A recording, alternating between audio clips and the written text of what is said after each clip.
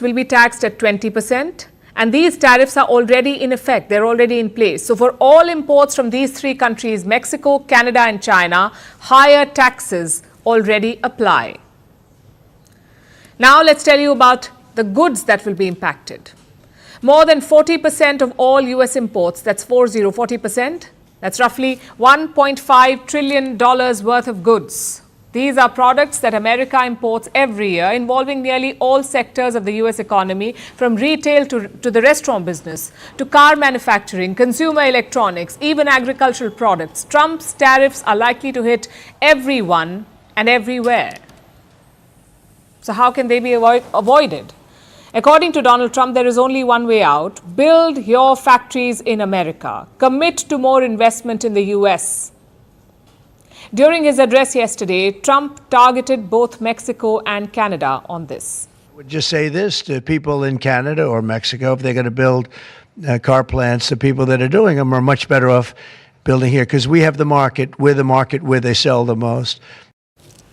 Remember, Trump has tried to punish Mexico and Canada before. He did it last month, imposed these same tariffs, but then they struck last-minute deals and the crisis was averted. This time, though, there were no negotiations. President Trump simply announced the new taxes and gave no time to US allies to reason with him. So now they're responding in kind. Canada was the first to impose retaliatory tariffs. Let's be clear. If Trump is imposing tariffs, we're ready. We are ready with $155 billion worth of tariffs, and we're ready with the first tranche of tariffs, which is $30 billion, which is already known. A short while back, we heard from Mexico as well. Just like Canada, they plan to counter Trump tariffs with retaliatory taxes. And China is doing the same thing. Beijing has imposed countermeasures. It is targeting a range of American imports, from agriculture to food products. China plans to levy a 15% tariff on them. And it may not stop there. China could also raise these taxes or target more American imports. It has declared that it is prepared to fight back. We are willing to resolve international concerns through dialogue and consultation with the U.S. on the basis of mutual respect, equality, and reciprocity. However, we will never accept pressure or threats, and will firmly safeguard our national sovereignty, security, and development interests. So Trump is ramping up pressure. Mexico, Canada, and China are countering with tit-for-tat moves. There is no room for doubt. Trump's America is waging a full-blown trade war, that too on multiple fronts. Trump supporters back him, of course. They see this as a tough but necessary step to create jobs. But Trump's policies will strain American households too. US tariffs are at their highest since 1943. They would push up household expenses significantly by as much as $2,000 a year. Stock markets are feeling the pain. Soon after Trump's announcement, America's biggest stock market indices tanked. Dow Jones and S&P fell by more than 1%, and global markets are reeling. UK's FTSE 100 was trading in the red this afternoon. Same with the Asian stocks. Indian markets also took a hit. The Nifty 50 reported losses. This index tracks India's top 50 companies, and it has been struggling. The Nifty has fallen for 10 straight days now, which is the longest losing streak in 3 decades. 5 out of 13 major sectors recorded losses. Experts say Trump's actions are pressuring Indian markets, and Trump says he's not done yet. So brace for more turmoil, because the US president plans to expand his tariffs and target more American partners. Vantage continues after a short break. A pause on shipment of US military aid to Ukraine after his heated Oval Office argument with Ukrainian President Volodymyr Zelensky last week. Now, the halt in aid came after Trump held a series of meetings with top national security officials at the White House. Now, the pause will apply to all military equipment not yet inside Ukraine.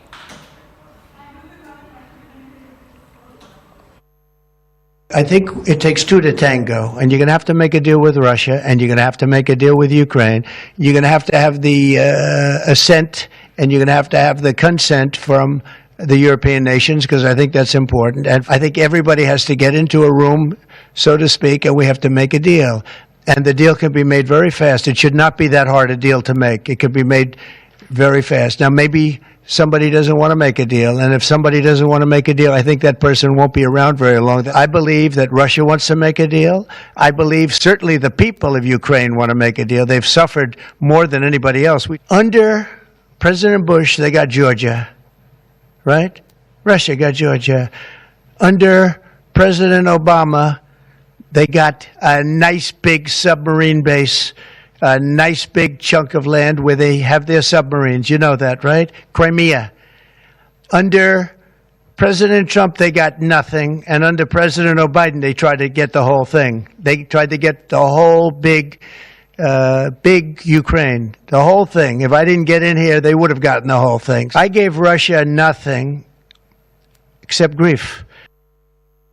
Well, I just think you should be more appreciative because this country has stuck with them through thick and thin. We've given them much more than Europe, and Europe should have given more than us because they were a lot smarter than Joe Biden because Joe Biden didn't have a clue, and they should have been able to equalize with us. In other words, if we gave $1, they should have given. Well, we gave $350 billion. They probably gave 100, but on top of it all, they get their money back because they're doing it in the form of a loan, and it's a secured loan. I want all of those young people to stop being killed. I want to see it stop. The money is one thing, but the death, and they're losing thousands of soldiers a week. All right, I'm now joined by CNN News 18's account.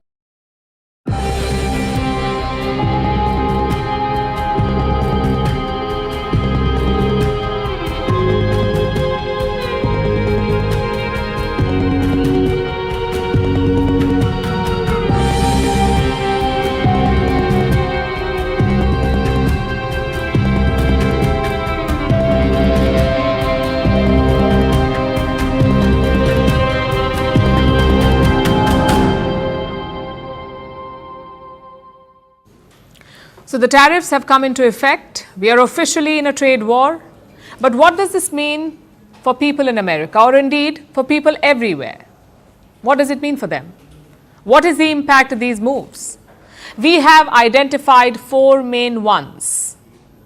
And these don't just cover the financial side of things, they also look at the politics.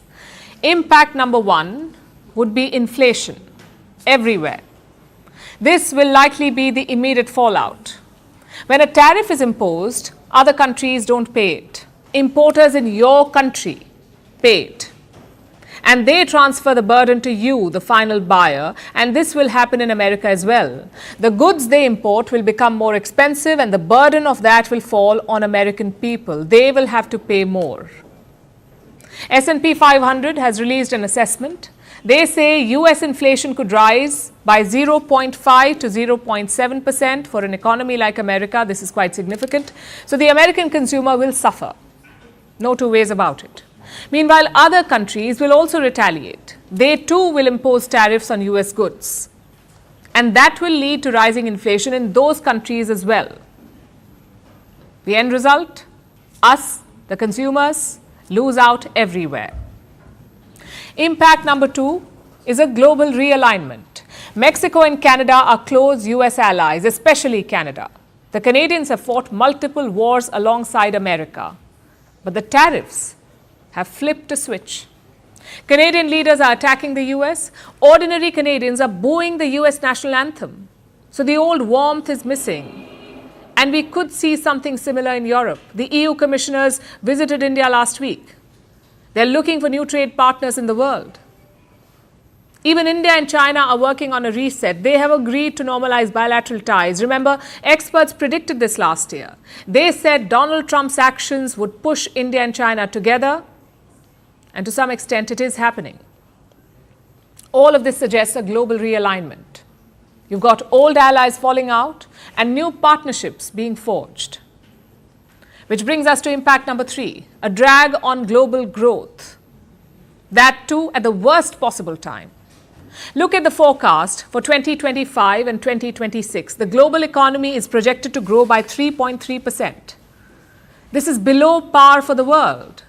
From the year 2000 to 2019, the average growth was 3.7%. Now it's projected to be 3.3%. After the pandemic, we have lost that momentum. The tariffs will add to our woes. In the US, they are expected to slow down GDP growth. By how much? Almost 0.6% this year. And this is not some magical projection.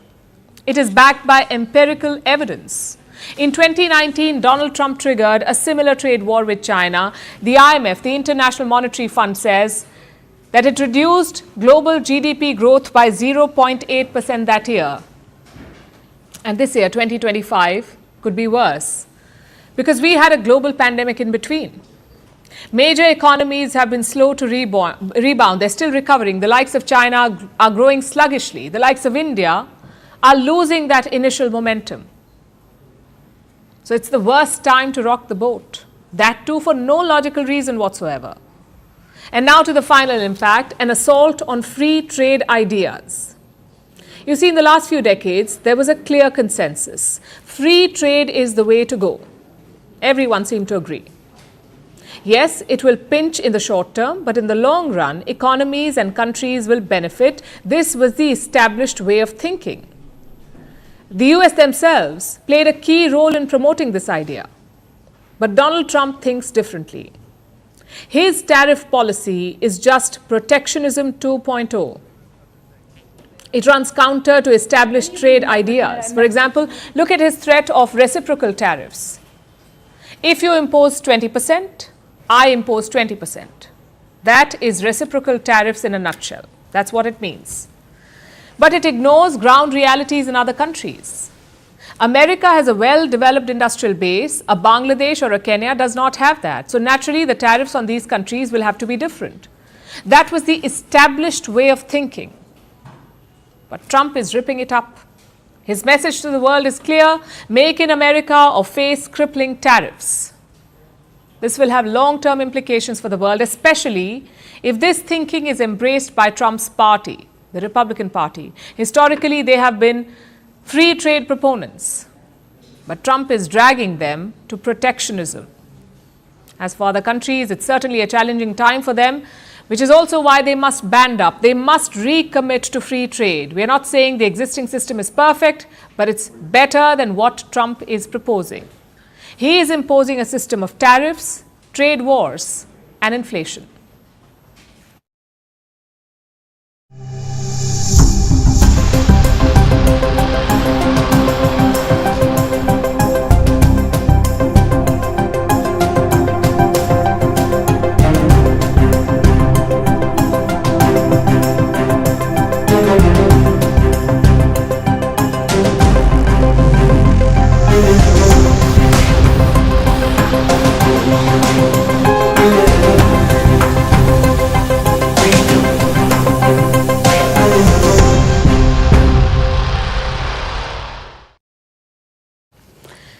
For our next story, let's go back in history. The year was 1987. Donald Trump landed in Moscow. It was his first trip to Russia. Later, he wrote about it in his book. Trump called it an extraordinary experience. He stayed in top-tier hotels, he was wined and dined by Soviet officials, and he toured for sites to build a hotel. Not much came out of the trip, though, but Trump flew back to the US energized. Suddenly, politics was on his mind. He tried to run for president that same year, in 1987. He pushed for a Republican nomination, but he failed. The question here is, what exactly happened on this trip? What made Donald Trump turn to politics? And this question has been around for years. Now, an ex-Soviet officer says that he has the answer. His name is Alnur Musayev. He says the KGB recruited Donald Trump in 1987 during the same trip.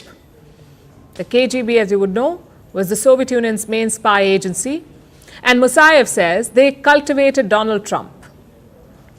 They also gave him a code name, Krasnov. That's what he claims. And that's what all of this is, just claims without proof. So take it with a sack of salt. Having said that, such claims have been circulating for a while, including questions like, Is Donald Trump a Russian agent? Is he an asset? Is that why he's aligning with Russia? Interestingly, Trump's Russia connection is older than this, older than his visit in 1987. It actually began in 1977. That's when Donald Trump married Ivana Zelnikova. She was a Czech model. And that put him on the Russian radar. Cold War archives show that Donald Trump was being spied upon. A decade later, he landed in Russia. Several KGB operatives met him. They showed him around.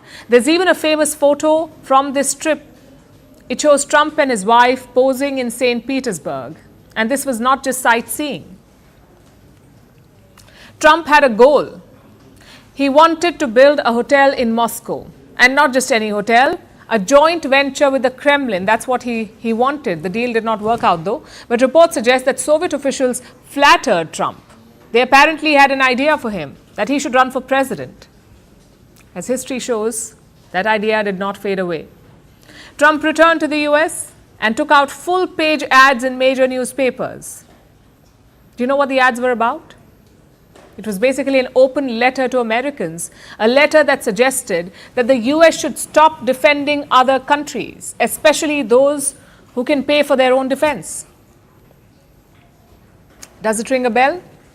It should, because now he has turned it into American policy.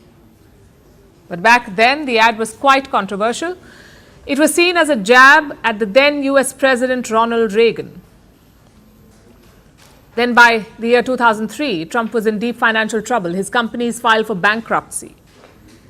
But within 2 years, things started looking better.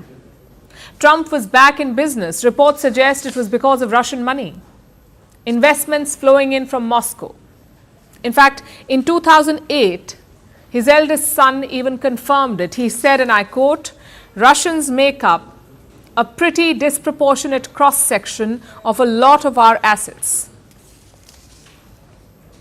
In 2013, Donald Trump spent 36 hours in Moscow. He wanted a meeting with the Russian president, but Vladimir Putin declined. That did not deter Trump. He still wanted a Trump Tower in Moscow, and he kept pushing for it until 2016. At the same time when he was running for president in 2016. He won that election, and Russia was accused of meddling in it, of trying to tip the scales in Trump's favor. Then a new dossier came out, raising further suspicions.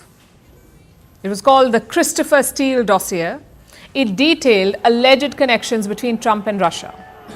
This dossier was later discredited, but an inquiry was launched nonetheless, an investigation led by a man called Robert Mueller. It focused on the charges of collusion between Trump's campaign and Russia. That's what they investigated.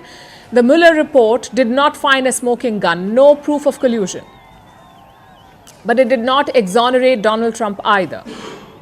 Now, irrespective of all of this, Trump continued to have an almost public romance with Vladimir Putin. He openly praises the Russian president. He often sides with him. In fact, look at the recent peace talks on Ukraine. Trump is pushing for concessions that align with Russia's demands. Now, to be fair, none of this proves that Trump is a Russian agent. He's more likely just enamored with Putin, as he is with most strongmen, including Xi Jinping and Kim Jong-un. Plus, he's not the only US president to be pally with Putin. George W. Bush had quite the relationship with the Russian president. He drove Putin around. He danced with him on stage. He even claimed that he saw Putin's soul. So what is the verdict? Is Trump a Russian spy or just a Russian sympathizer? You see, he's the opposite of subtle. He wears his loyalty on his sleeve, not the typical traits of an asset. Curiously, Russia seems to have had a strange, almost magnetic pull on Trump for decades. Maybe it was the flattery, maybe it was the promise of a deal that never quite materialized, or maybe Trump was never really playing the game. He was being played.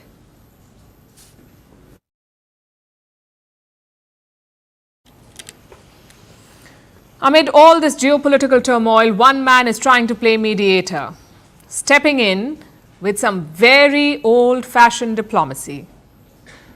Britain's King Charles III. First, he met Ukraine's President Zelensky, offered him some moral support after the White House showdown. Then Charles met Canada's ongoing Prime Minister Justin Trudeau, presumably to lend him a shoulder to cry on. Meanwhile, Charles is also reaching out to Donald Trump. The British monarch has invited Trump for an unprecedented second state visit. Charles seems desperate to be part of the action. But isn't he crossing the line? After all, the age of kings is over. So what on earth can Charles really accomplish with his antics? Our next report takes a closer look. Sometimes it can be nice to have a mascot, a cheerleader for your team, a representation of your culture. But what happens when that mascot starts getting too involved? When it starts sitting in on important meetings and saying it's determined to play a part? This should be a cause for concern in the UK, because their antiquated mascot, their king, is stepping into the limelight, inserting himself into the wild world of geopolitics. Britain's King Charles III had two high-profile meetings over the last 2 days. On Sunday, he met with Ukraine's President Volodymyr Zelensky, and yesterday he sat down with Canadian Prime Minister Justin Trudeau. The meeting with Zelensky was a show of support, a morale booster, after the horror of Zelensky's meeting with Donald Trump and J.D. Vance. Very disrespectful to the country. So the meeting seemed to be within the ambit of mascot duties. But the meeting with Trudeau was strange. Here's Canada's outgoing Prime Minister before the meeting. I look forward to sitting down with His Majesty tomorrow. As always, we will discuss matters of importance to Canada and to Canadians, and I can tell you that nothing seems more important to Canadians right now than standing up for our sovereignty and our independence as a nation. Trudeau basically said he was going to complain to Charles about the bullying by Donald Trump. As you know, Trump has been mocking Canada relentlessly, calling it the 51st American state. So it seems Trudeau decided to complain. Charles may seem like a strange person to complain to, but for some reason, even though it's 2025, he's still technically Canada's head of state. Though what he's going to do about the bullying is anyone's guess. We don't have the details of Trudeau's talks with Charles. They haven't been released, but it's safe to assume that the British monarch doesn't actually have the power to change anything. At most, he might bring it up diplomatically in the future, when he hosts Trump for an unprecedented second state visit. So asked me to bear this letter and bring it to you. The invitation was extended last Thursday, when British Prime Minister Keir Starmer met Trump at the White House. This is a letter from His Majesty the King. It's an invitation for a second state visit. This is really special. This has never happened before. This is unprecedented. And I think that just symbolises the strength of the relationship between us. So this is a very special letter. I think the last state visit was a tremendous success. It was. His Majesty the King wants to make this even better than that. So this is truly historic, an unprecedented second state visit. And he wants to. That was Starmer flattering Trump with the unprecedented second state visit. A letter from the King. Starmer was using Charles and British pomp and pageantry to impress Trump, to get into his good books. It's probably the only acceptable way to use a monarch in this day and age. But there's always the danger that the old mascots might get too excited and start thinking their ceremonial role is something bigger. Britain would do well to remind Charles otherwise.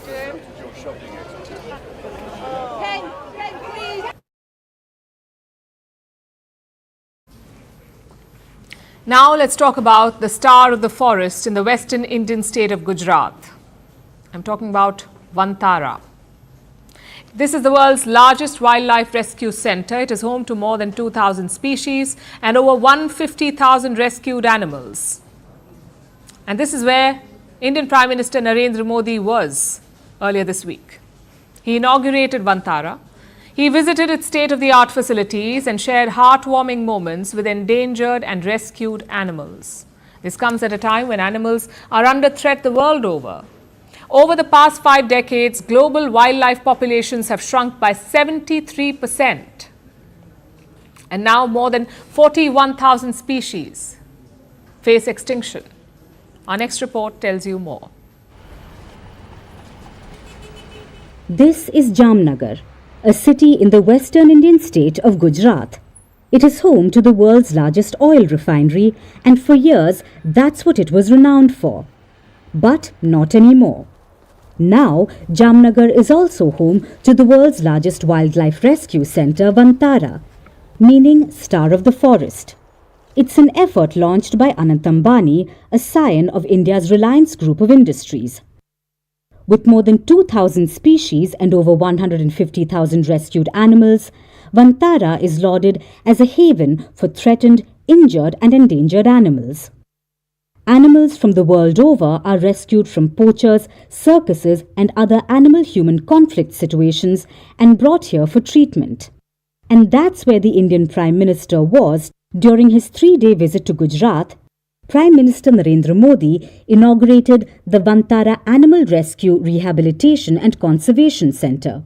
He visited the Wildlife Hospital and the veterinary facilities equipped with state-of-the-art technology, including MRI, CT scans and ICUs. This may sound surprising, but at Vantara, it's not unusual to witness an Asiatic lion undergoing an MRI scan, or a leopard having life-saving surgery after being hit by a car in an operation theatre, or elephants in their jacuzzi or hydrotherapy pools, which support the recovery of elephants suffering from arthritis at the world's largest elephant hospital of its kind in the world. Which brings us to the elephant in the room. Amid all the work, Prime Minister Modi found time for some play as well. We're talking about these heartwarming moments. He played with semi-ferocious and mostly adorable cubs, sat face-to-face with a golden tiger, patted an okapi, and released parrots which were rescued by the centre. After all, rescue and rehabilitation take centre stage at Vantara, which is designed to mirror the natural, lush habitats of animals. But outside in the real world, animal habitats are increasingly under threat. Wildlife populations are collapsing. According to the World Wildlife Organization, the world over, more than 41,000 species are under the threat of extinction. Over the past 5 decades, global wildlife populations have shrunk by 73%, and this is the average. In South America, there has been a 95% decline in wildlife, followed by Africa with 76% and Asia with 60%. Comparatively, the West has witnessed lower falls. In North America, 39% and Europe, 35%. These numbers paint a gruesome picture because this is mostly due to human activity. Animal populations are plummeting thanks to human-induced climate change, poaching, trafficking, and shrinking natural habitats for industrial purposes. Experts call this a catastrophic loss for species, and this comes with devastating consequences. But all is not lost. With incisive conservation efforts, there is hope for positive change, and that's exactly what Vantara has set out to do. Vantage continues after a short break. A pause on shipment of US military aid to Ukraine after his heated Oval Office argument with Ukrainian President Volodymyr Zelensky last week. Now, the halt in aid came after Trump held a series of meetings with top national security officials at the White House. Now, the pause will apply to all military equipment not yet inside Ukraine.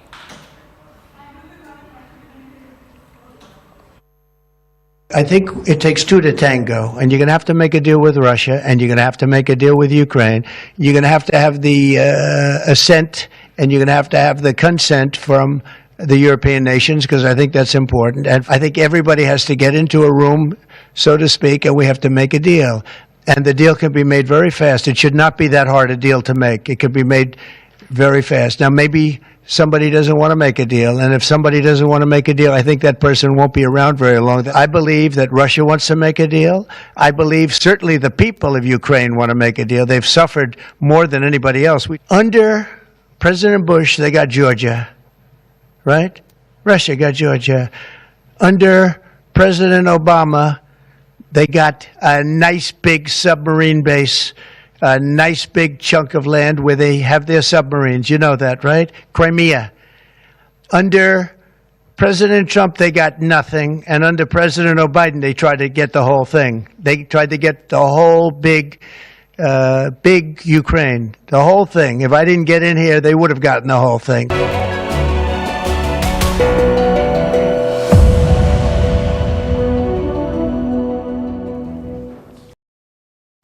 Now it's time for Vantage shots, images that tell the story. Violent clashes break out in the Israeli parliament between the families of Hamas hostages and security guards. Vibrant floats and dancers dazzle in Rio de Janeiro's carnival. And in the US, the police respond to an unusual 911 request for emergency donuts.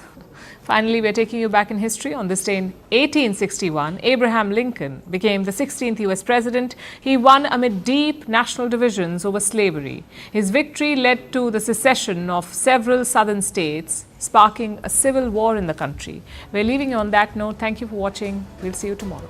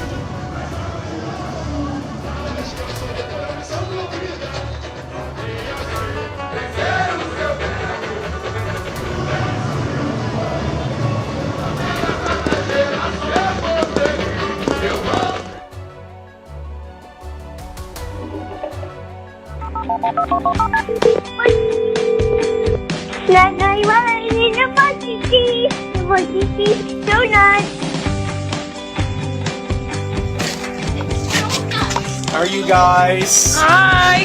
How are you? Well, we brought you some donuts. Yes! Okay. You called us about donuts. We came to give you some donuts. Yeah. Good. We even got blueberries. They're awesome.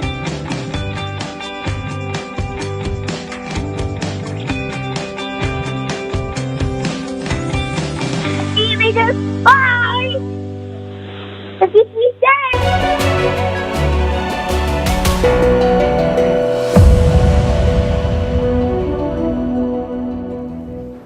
A pause on shipment of US military aid to Ukraine after his heated Oval Office argument with Ukrainian President Volodymyr Zelensky last week. Now, the halt in aid came after Trump held a series of meetings with top national security officials at the White House. Now, the pause will apply to all military equipment not yet inside Ukraine.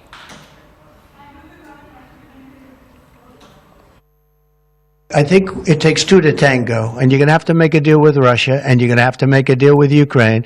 You're going to have the assent, and you're going to have the consent from the European nations, because I think that's important. And I think everybody has to get into a room, so to speak, and we have to make a deal.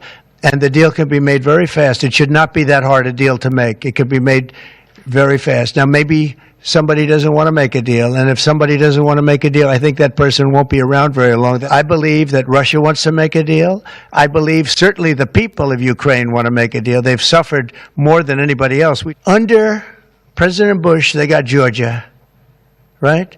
Russia got Georgia.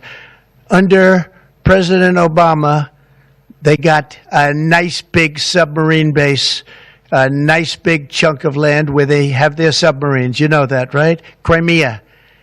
Under President Trump, they got nothing. And under President Biden, they tried to get the whole thing. They tried to get the whole big Ukraine, the whole thing. If I didn't get in here, they would have gotten the whole thing.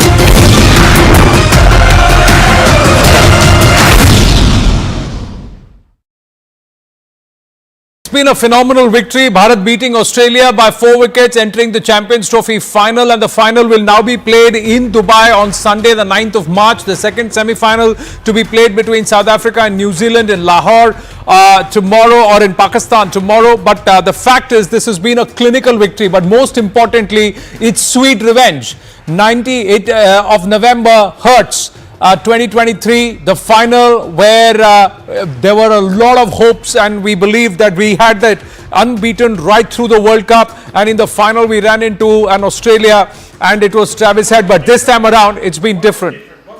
I think this was a far better Indian side, and this was a side that also was able to check the Australian juggernaut. Australia playing with not with top of their top bowlers were not there. It was a second string bowling side. They were a little weak in the batting department too. But I think overall it was a much better prepared, a far more clinical India, and I think it was Virat Kohli who actually came there and authored this run chase. He got out at 84. He was on course for yet another 100 at this Champions Trophy. But because we bat deep, because we've got steady players and we stitch those partnerships, 265 was made an easy run chase. That's what we did. We first restricted the Aussies to inside of 270 and then chased this down clinically. Like we were ever under pressure in this match?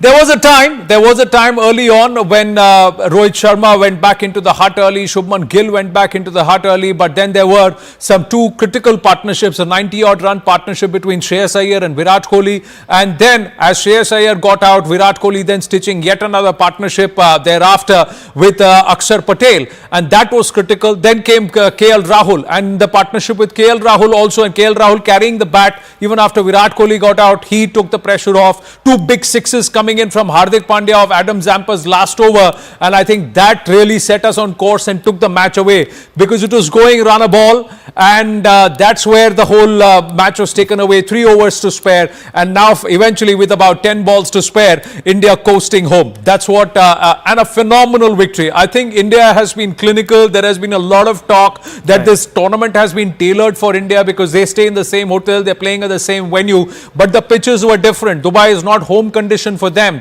and they have taken on this is an Australian side that chased down 350 put up by England, Rahul. So it's not that they were easy side to beat. Yes, they had a second string bowling, but the conditions were such that even Australia went into the match with 5 spin options and 2 pacers. India goes into the match with 4 spin options and 2 pacers, but we batted deep. We had a good all-round option, good set of all-rounders, but more importantly, we batted deep right down till Ravindra Jadeja, who is there, who came out when Hardik Pandya got out. I think we bat really deep, and this man, Virat Kohli, who's now become the highest run scorer for India in ICC tournaments, ICC Champions Trophy or ICC tournaments, and he is just about 50 runs away, if my memory serves me right, 54 runs away from becoming the second highest run scorer in ODIs, and let's hope that happens in the final. But this has been phenomenal by Virat Kohli. Okay, we'll who's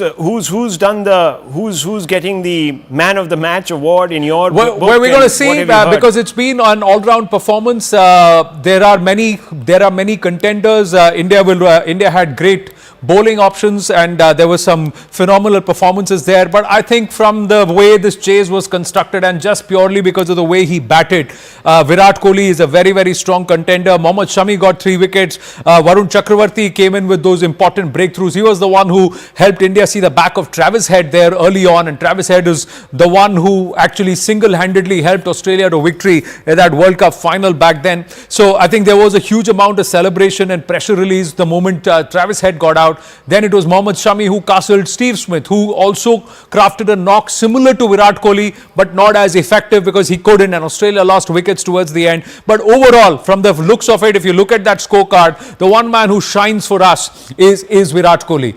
There is 45 by Shreyas Iyer, 27 by Akshar Patel, 42 not out by KL Rahul. What but your views Virat Kohli. on Virat Kohli's knock? Because it's quite a restrained knock, only 5 fours, so basically only 20 but that's runs. a typical Virat Kohli run chase. He'll take runs a ball, he'll keep the scoreboard ticking, and India was always going at the meeting at the level of the asking run rate. So it was always never more than run a ball, and that's the reason why Virat Kohli has very few dot balls there. He's taken runs and twos. In fact, 52 of those 84 runs, if my memory serves me right, are singles and twos. It's and only 5 boundaries, and that's a typical Virat Kohli innings. You know, Virat Kohli has scored about 60%, nearly 57-58% of his career runs have been via running.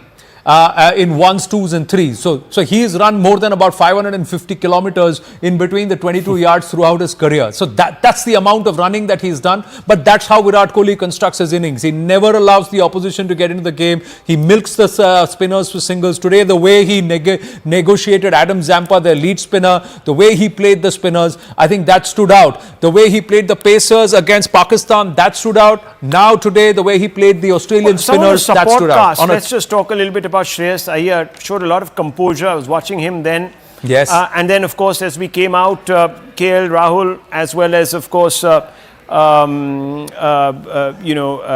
yes. So these two. What do you? Yeah, we got Sippy and Sippy sir, and also Sabah Karim. Sabah Karim, quick thoughts. Kaisa laga? I think Joe, what we discussed, the way India will construct this innings, breakthroughs from Kuldeep, breakthroughs from Varun Chakravarti, Travis Head going back early, Smith getting castled. So the bowling performance, restricting them to inside 270, 265 was chaseable. And then comes the masterclass in batting from Virat Kohli. Your thoughts, Sabah Karim?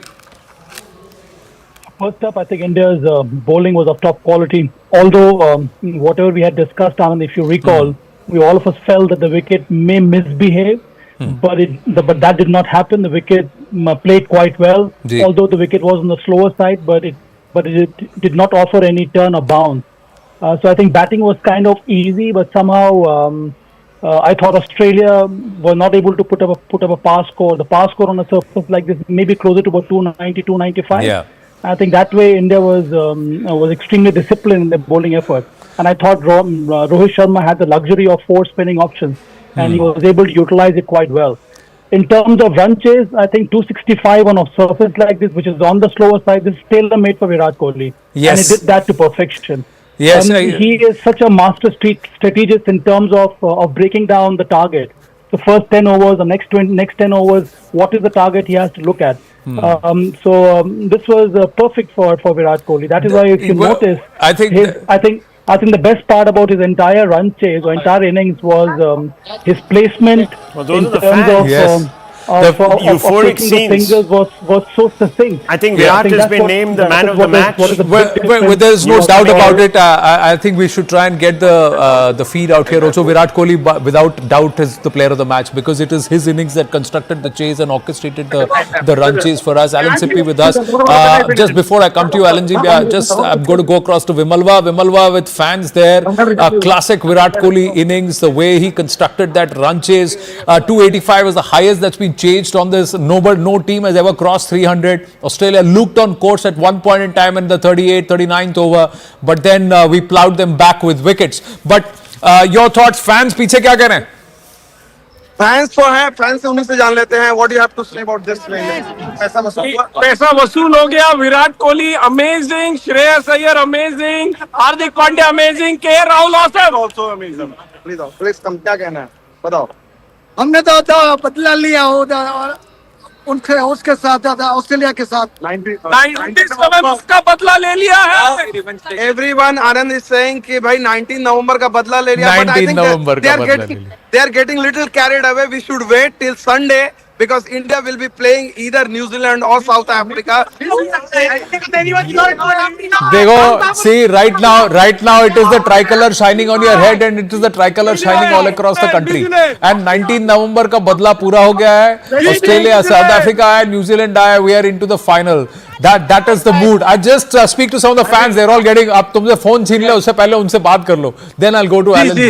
आप पाजी आप कहाँ पर आए, कहाँ से आप यहीं पर हो, यहीं से हो? नहीं, मैं दिल्ली से हूँ. दिल्ली से. He has come all the way from Delhi. अरे वाह. तो पैसा वसूल हो गया. पैसा वसूल मैच हुआ, बदला ले लिया 19 नवंबर 2023 का. एंड आई थिंक इंडिया की वनडे टीम फिनोमिनल है. यही टीम नेक्स्ट 2 साल कंटिन्यू करनी चाहिए. 2027 वर्ल्ड कप अपना टारगेट होना चाहिए. आई थिंक कोई भी सवाल नहीं होना चाहिए रोहित शर्मा और विराट कोहली पे. दोनों फिट है, दोनों अच्छे फॉर्म में खेल रहे हैं. कंडीशंस ने इंडिया को काफी सूट किया. आई थिंक फाइनल में इंडिया फेवरेट से इंडिया जीतेगी, क्योंकि सारे मैचेस इंडिया यहाँ पे बहुत अच्छा खेली, पूरी टीम फॉर्म में है. एंड आई थिंक ये अपना ट्रिक था जो हमने 4 स्पिनर्स खिलाए, जो वरुण चक्रवर्ती को एक हमने टोपी से एक स्पेशल एक जादूगर की तरह निकाला, वो काफी काम आया है यहाँ पे. एंड मैं तारीफ करना चाहूंगा जिस तरह से जडेजा, अक्षर, सारे बॉलर्स ने अच्छी बॉलिंग की. वरुण चक्रवर्ती ने वेरिएशन किया. शमी का एक्सपीरियंस काम आया बुमराह की गैर मौजूदगी में. राइट टाइम पे शमी हमारी टीम में आ गया. भाई तू मेरा जॉब ले लोगे? आनंद, मेरा तो जॉब गया यार. देखिए, ऐसा है कि भारत में that's the beauty of Indian cricket fan. They are fans and they are also analysts and they can say everything. They can complete. They'll take your and my job very easily. So salute to the fans, and it's the fans that also encourage the cricketers. Look at the India chant going, Alan. The moment those 2 sixes came from Hardik Pandya's bat, that was the whole. You will not believe that that's Dubai. It felt like Delhi. Absolutely right, Alan. Because you see this team, everybody's talking about Virat Kohli and talking about this. I'm not able to hear you, Alan. Have you gone on mute? Can you hear me? Can you just check? Can you just check if you're on mute, because I cannot hear you? Go ahead, please. I was trying. Hello, can you hear me? Yeah, I can hear you now. Go ahead, please. Yeah, Alan, yeah. I just want to reiterate on this fan that he's spoken so well. You see, because this Indian team is a well-oiled machine. Yes, we talk about Virat Kohli and he was phenomenal as usual in the big match. Commit the man in the big match, always Virat Kohli. But if you look at this Indian team is a well-oiled machine. Each one has played his part today. Each one has found a way to win the match. KL Rahul has not got much of a chance to actually show his style and whatever. But today he stood up. And he's shown that, commit the time when it's important, he can turn up the heat as well. Hardik Pandya has done exactly the same. So this team is so well oiled, they're so well geared. The days of India having stuttered in the past are long gone, because this team is geared for the big match and they're very, very good at this.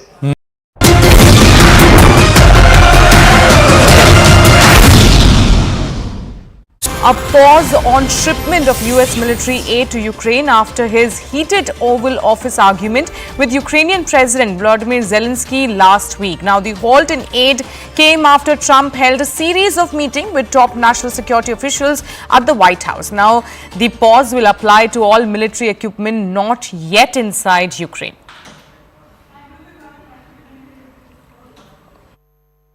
I think it takes 2 to tango, and you're going to have to make a deal with Russia, and you're going to have to make a deal with Ukraine.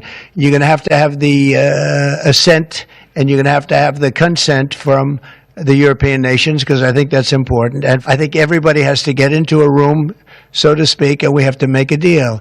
And the deal can be made very fast. It should not be that hard a deal to make. It can be made very fast. Now, maybe somebody doesn't want to make a deal, and if somebody doesn't want to make a deal, I think that person won't be around very long. I believe that Russia wants to make a deal. I believe certainly the people of Ukraine.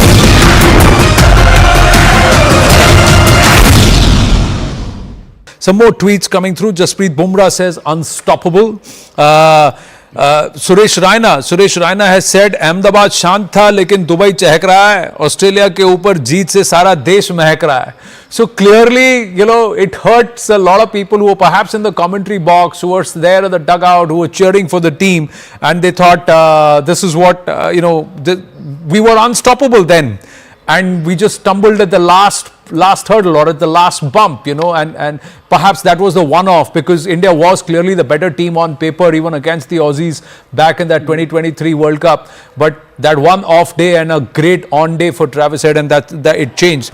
Okay, another Neta from the same side of the political spectrum has said Rohit Sharma led India cricket team make it to the finals. Congratulations, Team India. Let's win the finals. Captain Sharma, India is cheering for you. So, अपने पाले में ही फिरकी ले रहे हैं कुछ लोगों की. So that is also happening. Jagat Prakash Nadda, National President of the BJP, the Home Minister Amit Shah, so many other netas. Everybody is also, you may be whatever in your life, but we are all cricket fans. So, the reaction comes in as fans also, that you just want to see and you want the team that is doing well to actually progress and go forward. Now, he is saying, we've got comments from Steve Smith. Steve Smith saying that felt like we were 1 wicket too many down at each stage of the game. The way they've come together, the bowling unit did a wonderful job. Some of the batters stood up. We played exceptionally well against England. Some really good cricketers. Rohit Sharma saying till the last ball is bowled, nothing is certain. At the halfway stage, we felt like it's a reasonable score.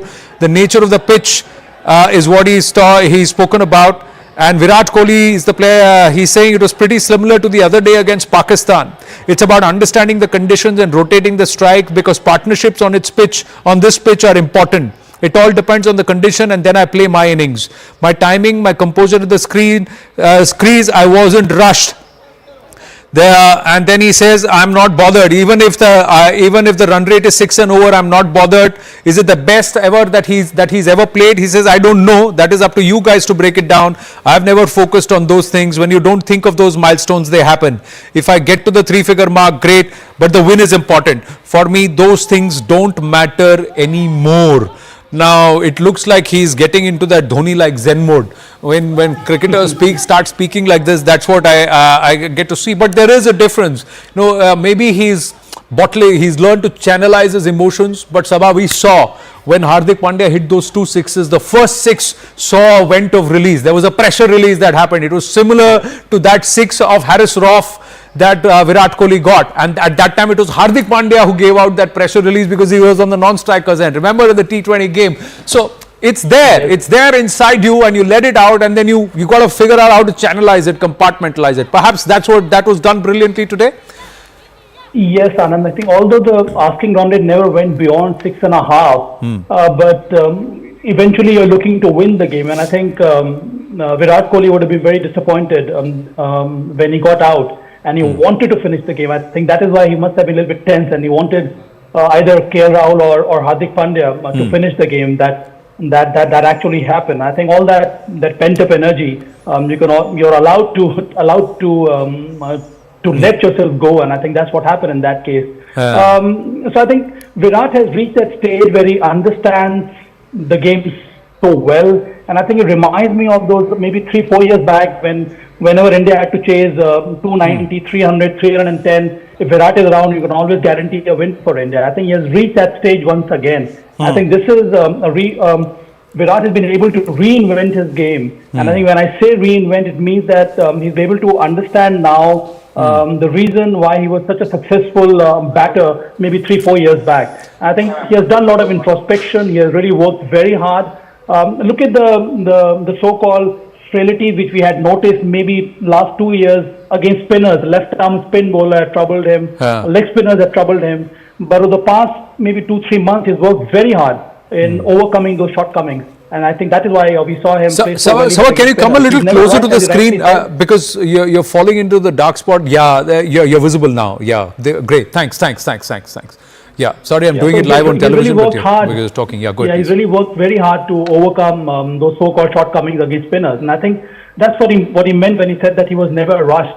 And I think it means that he was always in control. He could figure out that the asking run rate is always less than 6.5, and whenever he needs to accelerate, he can always do that. And I think this is what tactical run chase is all about. And I think Virat Kohli has been a past master at this. And I think somehow for some inexplicable reason he was not able to do that in between. But I think now it is so wonderful to watch him. See, you've been a keeper batsman, so you've scored a fair amount of runs with the bat too. Does this actually happen that you think you're doing everything right, but somewhere you feel that 1% of lady luck is not with you?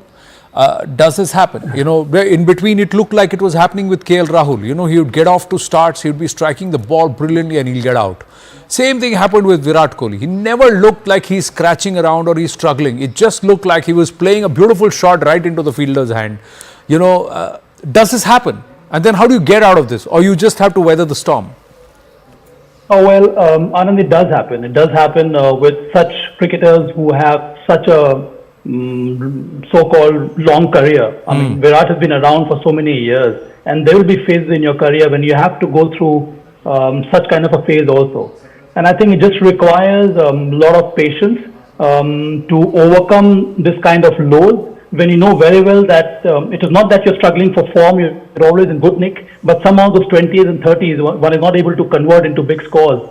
And I've seen it happen even with Sachin Tendulkar for that matter. So if such greats have gone through this kind of challenges, then who is Virat Kohli? So I think for him to set aside this kind of ego and then get back to hard work, to immense concentration, while he's trying to convert those 20s and 30s into a big score, was the real challenge for Virat Kohli. I think at the right time, all that has come good for him. So I think, yeah, I guess so. I think it is, you know, when you have played so well for so many years, at times you want to get after the bowlers, be it a spinner. So, I'm such a fabulous player, I can always hit him out of the path. But then there are times when you need to respect the opposition, respect the conditions, and then go about their job, so that you're not able to lose sight of the objective. And I think it is great for India that Virat Kohli has been able to find that touch again. वह पूरे भारत में अलग अलग जगह पटाखे फूट रहे हैं. अभी तो कोई हाथ में ही फुलझड़ी लेके चला रहा है. There are pictures coming in from Jammu also, जहाँ सड़क पे पटाखे चल रहे हैं. Everywhere there are people, huge number of people who have come in. I think it's more than India getting into the finals is about beating Australia. It's about badla pura hua. That's what's happening. Vimalwa has made a dash and he's been able to set up somewhere where the security is not chasing him, but he's got 2 friends or 2 fans with him. हाँ विमलवा थोड़ा विराट से सीख लें, थोड़ा है ना, fitness पे काम करना शुरू करें तो ये दौड़ लगाने में तकलीफ नहीं होगी. हाँ दुबई में गर्मी लग रही है. Can't match your fitness. Virat का तो भूल जाइए. On a lighter note, Anand, but definitely देखिए security, they didn't expect कि Indian इतना एक साथ Indian fans आएंगे and they will go berserk. But and there is every reason, because India defeating Australia, then Virat Kohli getting a very fine knock, or now expectations. Because the moment Australia was the biggest hurdle. If you look at the history of Indian team, especially in the knockout games against Australia, they have faltered more often than not. यहाँ पर इनको लग रहा था कि जैसे West Indies में भी आपको याद होगा 2024 वर्ल्ड कप के दौरान, once Australia was out of the tournament, Indian side looked एकदम entirely different. हाँ वैसा है ना, pressure lift हो जाता है पूरा. So मुझे जो लगता है कि this time जो ये जो जीत हुई है आनंद, so this win can take India to the final. I am being joined by a couple of fans. Sir, could you just speak about this win? It's a fantastic win. You know, we feel vindicated after 19th November जो हार हुई थी Australia को आज हराया हमने. सबको याद है 19 नवंबर. Number one is there. Number one India, number one. Even the locals are saying that India number one. Too good. You see, the Emiratis are also. Yeah, you say. I get off. अभी इस समय जो हमारी team जिस तरह खेल रही है, the way they are playing, you know, whether it's South Africa or New Zealand, whoever comes, like we're gonna beat them. Actually, this trophy is ours. You know, मुझे लगता है कि actually South Africa को आना चाहिए. Because New Zealand आती है. Ask him about क्यों. You know, as a fan, what is different? What is it? What are the 2-3 things that make this team so good? What are the 2-3 things you think makes this team special? If you were to